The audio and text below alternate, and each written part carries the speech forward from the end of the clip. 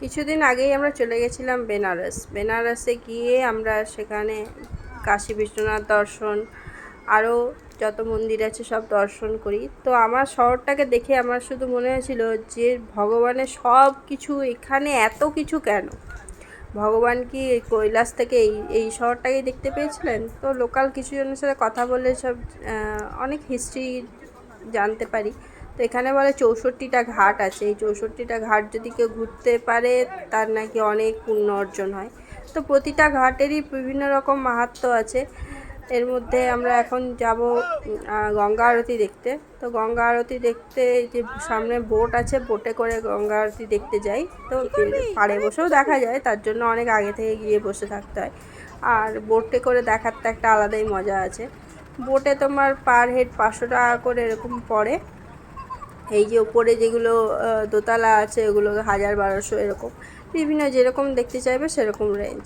তা বলে এই যে এই বোটে যাচ্ছে বলে যে সামনে বসতে পারবে এরকম কোনো ব্যাপার নাই। যারা গিয়ে আগে থেকে গেছে তারাই সামনে যাবে, দেরি করে গেলে দেরিতেই মানে পেছন দিকেই বসতে পারবে। তো মোটামুটি দেখা যায়, সুন্দরই লাগে, দূর থেকে দেখলেও বেশ ভালোই লাগে। তো আমরাও ওখান থেকেই দেখেছিলাম।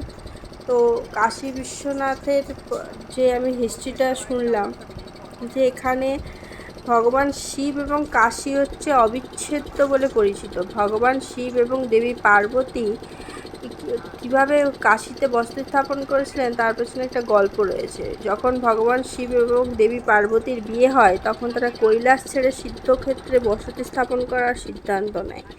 সমগ্র বিশ্বকে একবার দেখে নেওয়ার পর তারা কাশীকেই বেছে নেয় সেখানে বসতি স্থাপন করার জন্য। তো এই জন্য এইখানে এত বিখ্যাত। তো এখানে প্রতি ঘাটে ঘাটে বিভিন্ন মাহাত্ম্য আছে, মণিকর্ণিকা, ললিতা ঘাট। এরপরে আমি ললিতা ঘাটের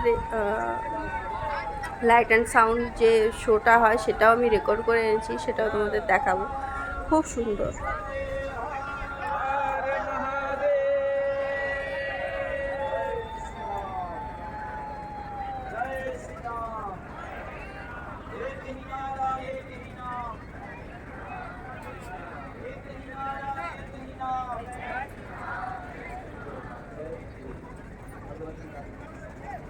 এখানে বোটে করে ঘোরানোর সাথে সাথে সেই ঘাটের যে হিস্ট্রি, কোনটাকে কি ঘাট বলে সেইগুলোও বোটের যে দাদা থাকে সেই দাদা বলে দেয়।